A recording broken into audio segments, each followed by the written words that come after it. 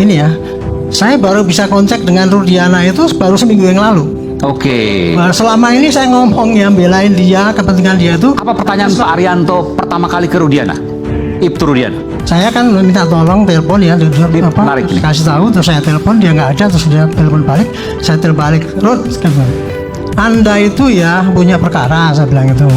Selama ini tahu nggak, kalau saya ngomong di TV itu saya nggak pernah dapat input dari mana-mana, dari Polda juga nggak dapat, dari Anda juga nggak dapat, itu berdasarkan analisis saya sendiri aja kan gitu kan.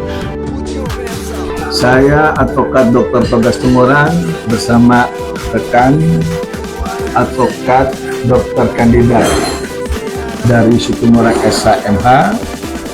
Itu kami sebagai warga negara yang memiliki hak ataupun peran serta untuk melihat tegaknya atau jalannya aturan hukum itu betul-betul bisa ditegakkan di negeri kita ini, di Indonesia ini, khususnya daripada kasus yang terus membelenggu, yaitu kasus pembunuhan Vina dengan Eki.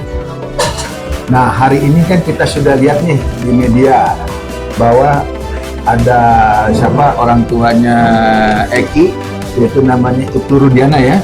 Nah, saya berharap dengan munculnya Ibtu Rudiana ini bisa meyakinkan publik bahwa kasus daripada kasus Vina ini atau Eki itu betul-betul adalah sebagai kasus yang layak untuk segera dituntaskan dan diselesaikan. Terkait dengan beberapa pertanyaan kasus yang ada yang saat ini sedang jalan, tentunya Polri menindaklanjuti. Beberapa waktu yang lalu ada laporan di Barreskrim terkait dengan proses perjalanan yang di Jawa Barat, dan saat ini pendalaman sedang kita lakukan, Propam kita turunkan, Irwasum kita turunkan untuk melakukan pendalaman terkait dengan peristiwa yang ada. Walaupun sudah terjadi 8 tahun yang lalu ya, di 2016, namun tentunya kami memiliki kewajiban untuk melakukan pendalaman, sehingga kemudian pada saatnya setelah semuanya lengkap kita akan sampaikan kepada masyarakat secara transparan tentang fakta-fakta yang kita temukan. Mungkin itu. Kami menemukan adanya pelanggaran dalam hal penangkapan secara sewenang-wenang pada tahun 2016 yang lalu gitu ya. Meskipun polisi selalu mengatakan itu bukan penangkapan tetapi itu pengamanan. Gitu. Tetapi ketika kita melakukan rekonstruksi memang itu penangkapan gitu.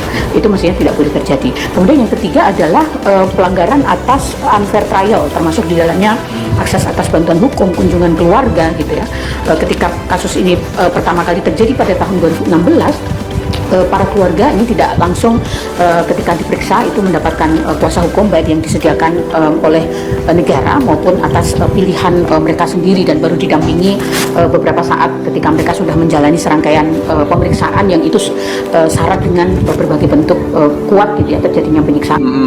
Bismillahirrahmanirrahim. Halo guys, assalamualaikum warahmatullahi wabarakatuh. Jumpa lagi bersama kami. Apa kabar semuanya? Semoga sehat selalu, panjang umur dan diberikan sekian banyak sampai 7 turunan. Amin ya rabbal alamin. Dan terima kasih banyak bagi yang telah mengklik video ini. Guys, Komnas HAM semakin mengganas. Mantan Wakapolri Ugroseno semakin tajam dan keras untuk mengusut tuntas polemik kasus Vina Cirebon yang tak kunjung selesai. Bahkan sudah berganti presiden pun juga masih belum selesai katanya. Di sela wawancaranya dengan pengacara Tony, Pak Ugroseno menghimbau Kapolri Sigit untuk segera bertindak dan tuntaskan kasus Vina Cirebon serta kembalikan marwah Polri yang telah rusak. Sementara itu, Komnas HAM kembali merilis keterlibatan Rudiana terbukti terlibat pelanggaran HAM terhadap penangkapan 7 terpidana kasus Vina Cirebon yang makin tak terbayangkan ya, betapa mengerikannya waktu itu. Oke guys, tanpa berlama-lama lagi setiap akhirnya mari kita saksikan. Let's go. Ya, sebetulnya propam tidak harus menunggu ada suatu proses pidana yang dilakukan atau diduga dilakukan oleh anggota. Ya. Jadi secara kasat mata saja, ya, pelanggaran-pelanggaran etika yang dilakukan anggota yang tidak berbau pidana misalnya, ada berkaitan dengan etika perorangan. Misalnya dia tidak menghormati harkat martabat wanita gitu. Iya, Saya yang nilainya ada pria, ada wanita, ada anak, dan sebagainya. Kemudian ada berkaitan dengan etika kesatuan, kemudian etika bermasyarakat, Iya. dan etika bernegara. Iya. Dan ini bernegara ini berkaitan dengan misalnya aturan dia tidak boleh membocorkan rahasia negara dan sebagainya. Ini cukup berat. Jadi kalau misalnya ada anggota sekarang diduga melakukan penganiayaan. Nah, kalau secara kasat mata bisa dibuktikan penganiayaan, sebetulnya secara etika profesi dia sudah melakukan pelanggaran etika profesi, etika profesi, etika organisasi. Dan ini artinya tetap diproses. Jadi itu berjalan melalui pidana juga bisa, paralel boleh. Tapi kalau dia menunggu pidana tuntas, ini nanti yang menimbulkan ketidakpastian. Contoh, orang melakukan tindak pidana korupsi, ya kan? Mungkin usia dinasnya tinggal 2 tahun. Iya. Nah, kalau sambil menunggu keputusan inkrah, dia tidak akan diberhentikan tidak dengan hormat. Iya, keburu pensiun. Keburu pensiun. Betul.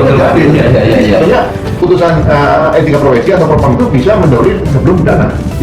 Jadi kalau ada anggota melakukan pembunuhan, diproses dulu etika profesi PPDA sehingga dia di dalam proses pidana pembunuhan tadi sudah buat status anggota polisi. Jadi artinya ini walaupun sedang ditangani Bareskrim ya, ini tetap propam ini bisa. Harus jalan, harus. Berarti tinggal kemauan doang, Pak? Iya, harus ada perintah pimpinan. Makanya dibentuk propam dulu, saya dulu juga kan di propam. Iya. Itu bisa mendahului daripada proses pidana atau yang lainnya. Nah, berarti Bapak Kapolri ini seharusnya bisa Pak ya, kalau ada kemauan ya, untuk memproses informasi yang muncul apalagi di persidangan itu kan disiapkan secara lengkap itu intervisi. Nah, seharusnya cepat proaktif mengambil tindakan dan memeriksa ya, walaupun dalam di Bareskrim sedang berjalan. Iya, jangan nunggu. Jangan nunggu. Jangan nunggu proses pidana yang sedang berjalan di Bareskrim. Jadi tidak ada aturan bahwa harus nunggu dulu. Nggak ada. Sekarang anggota tidak masuk misalnya katakanlah 30 hari ya, dulu kan siap gini. 2 kali dia melanggar 20 hari nggak masuk, bulan depan 20 hari nggak masuk, ya kan? Atau bulan berikutnya 20 hari nggak masuk, udah di proses PTDA saja, tidak harus nunggu 30 hari, karena 30 hari itu kan biasanya kan disensi, tapi anggota pintar ambil dulu 20 hari biar tidak disensi. Tapi 2 bulan lagi dia ambil lagi 20, berarti sudah melanggar etika organisasi Polri. Ya udah di PTDA aja begini gitu, kan itu merugikan jika dia tidak bekerja secara baik kepada negara, sudah terima gaji dan sebagainya kan, mengganggu kerja kawan-kawan yang lain itu diberhentikan. Oke. Pak, kita tahu kalau proses yang dilakukan oleh propam itu sepertinya lebih cepat ya, karena proses anggota ya, ketimbang pidana umum atau Bareskrim ya. Nah, apakah propam ini biasanya waktu Bapak jadi kadif propam, apakah melihat mendengar informasi langsung proaktif menindaklanjuti, apakah menunggu laporan dulu dari masyarakat? Harus propam punya paminal. Paminal itu seperti mata dan telinga propam. Ya. Dia bisa melihat indikasinya apa nih. Nah itu perlu diadakan penyelidikan lebih cepat seperti itu. Kemampuan intelijen paminal itu lebih tajam daripada indera yang sebenarnya. Karena itu untuk menyelamatkan organisasi institusi tadi. Iya. Jadi tidak harus menunggu laporan masyarakat. Tidak perlu. Apalagi sudah muncul di persidangan itu jelas juga ya. Iya. Kan Bapak nonton juga ya persidangan bahwa mengaku dianiaya, disiksa kan. Ya, seperti contoh Rudiana kan. Ya. Kenapa dia membuat laporan polisi yang substansinya itu bohong semua? Dia tidak melihat, dia tidak mendengar, tidak mengalami. Jadi seolah dia melihat, mendengar, dan mengalami itu kan sudah fatal. Jadi kalau di Amerika polisi berbohong dipecat, apalagi ini bohongnya terlalu besar seperti itu kan. Gitu. Jadi dia lebih mendalami bohong daripada saya. Karena kadif propam itu Kapolri gitu. Kalau dia kan kadif propam Pak Kapolri, jadi masih di bawahnya Pak Kapolri kan. Iya. Jadi menurut saya ya kita saran pada Pak Kapolri, udah jangan ragu-ragu kalau misalnya propam diturunkan untuk menertibkan anggota yang melanggar etika profesi. Sekecil apapun, jadi itu tidak perlu pembuktian laporan polisi, Perlu nunggu laporan. nggak perlu nunggu, Langsung proaktif. Kita ada dulu. Jadi kira-kira indikasi apa yang bisa dibuktikan? Makanya tugas propam itu kurang. Ya, ini pelajaran juga buat kita ya guys ya. Itu kan ada paminal, informasi yang belum jelasin ditebarkan oleh paminal. Pengamanan internal ini yang jalan dulu. Iya. Makanya unit paminal di propam itu biasanya tidak berpakaian dinas, ya kan? Tidak harus berpakai garis biru dan sebagainya. Paminal itu benar-benar preman. Pakaian Reserse lah ya, bebas. Intel itu. Artinya tindak lanjutnya itu sebagai bentuk untuk menyelidiki Pak ya, Menyelidiki. memastikan benar nggak informasi tersebut. Kemudian setelah diselidiki, ada laporan diselidiki, disimpulkan bahwa memang terbukti yang bersangkutan melakukan pelanggaran ini. Iya. Tapi kan di sidang ada hak membela diri. Betul. Situ. Jadi wajib Pak ya menyelidiki ini ya, Wajib. untuk memastikan benar atau tidak Iya. ada pelanggaran yang diduga dilakukan oleh oknum anggota. Iya. Dan biar ada kepastian hukum Pak ya. Ya, jadi bukan sunnah lagi, wajib. Wajib. Luar biasa. Luar biasa. Mudah-mudahan ini didengar oleh Bapak. Iya, oke. Mantap. Mudah-mudahan ini didengar oleh Bapak Kapolri Sigit, kata Bang Tony ini ya. Nah itu dia guys, tanggapan dari berbagai macam elemen ya, mulai dari Komnas HAM termasuk mantan Wakapolri Pak Guru Seno begitu ya, bahwa penanganan kasus Pindah Cirebon ini benar-benar telah tersistematis begitu ya, dan walaupun tersistematis itu sangat-sangat bobrok penegak hukum di masa waktu itu. Nah, oke guys, terima kasih banyak bagi yang telah menonton. Sampai jumpa lagi di video berikutnya. Thank you.